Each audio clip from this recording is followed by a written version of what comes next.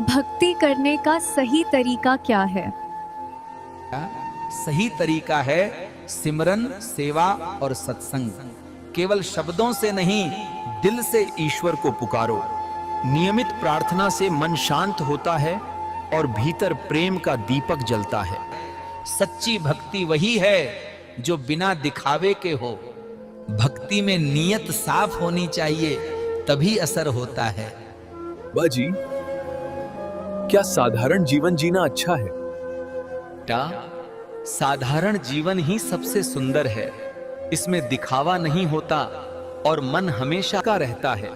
साधारण भोजन, सादा पहनावा और सरल स्वभाव इंसान को खुश रखते हैं।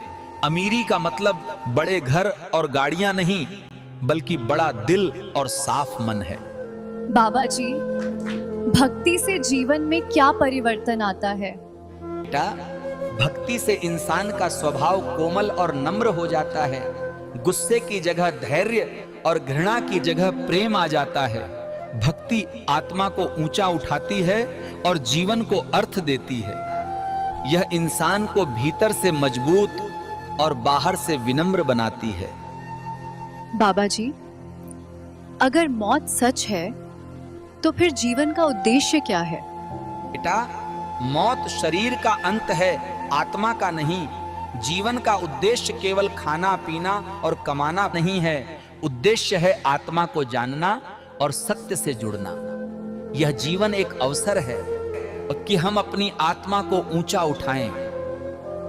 अगर हमने ये अवसर गवा दिया तो ये जीवन अधूरा रह जाएगा। बाबा जी, क्यों अच्छे इंसानों को ही कठिनाइयां ज्यादा मिलती हैं?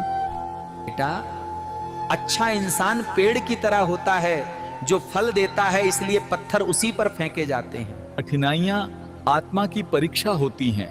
ये हमें और मजबूत और पवित्र बनाती हैं। अगर जीवन में संघर्ष नहीं होगा तो आत्मा जागेगी कैसे? तकलीफें हमें सिखाती हैं कि असली सहारा केवल प्रभु ही है।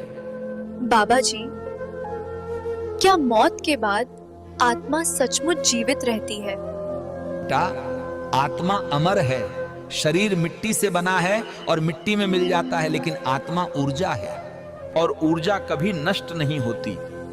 जिस तरह बिजली का बल्ब टूट सकता है लेकिन रोशनी खत्म नहीं होती, वैसे ही आत्मा शरीर छोड़ देती है पर अस्तित्व में रहती है। यही कारण है कि संत कहते हैं, तू शरीर नहीं आत्मा है।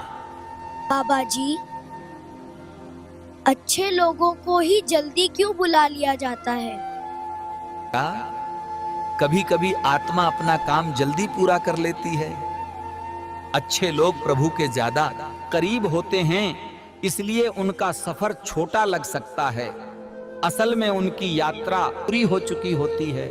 ये हमें अधूरा छोड़ता है, पर आत्मा अपने घर की ओर लौट जाती है। बाबा जी,